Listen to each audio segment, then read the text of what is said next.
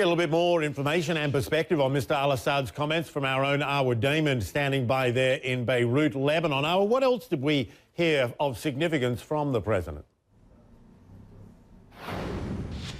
Well, it's quite interesting that he's continuing to make the argument, at the very least, that he himself was not directly responsible for that chemical attack. Again, making the argument that it was the rebels who fired off these chemical weapons themselves. And he was also issuing something of a not so subtle warning, saying that if the U.S. should strike, there would be repercussions, not going into any specific details as to what those repercussions would be, but making it very clear that there would be some sort of fallout in the region, saying, look, we're not the only government in the region, and it's not just governments who are key players in the region. There are a number of significant other key players who could carry out some sort of retaliatory attack should the U.S. strike. So we again have a very defiant president, a president who's denying any involvement, and a president who is also saying, look, if you decide to strike Syria, that is not going to stay contained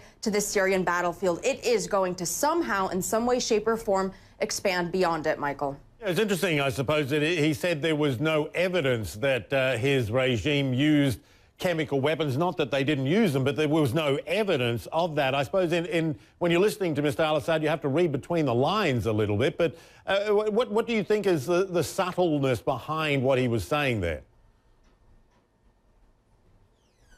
Well, he was also saying, according to Charlie Rose, who did the interview, as reporting that if the Syrian government had chemical weapons, not denying or saying that they do in fact have them, but if they had them, that they were still in the possession of the central government, meaning that, again, as he is consistently speaking in two different tones, saying that if we have them, and I'm not saying that we really do or not, we are the ones who do control them, insinuating that if, in fact, according to his logic, the rebels had carried out this attack, presumably those chemical weapons would have come from another source, not the government's stockpile itself. The issue with that line of logic, though, is that that would mean that the rebels had somehow obtained and developed the capability to launch a very complex attack, because the attack that happened was not a single incident. There were numerous attacks to the east of Damascus, but also to the southwest as well, which would mean that the rebels have a level of sophistication, capability, weaponry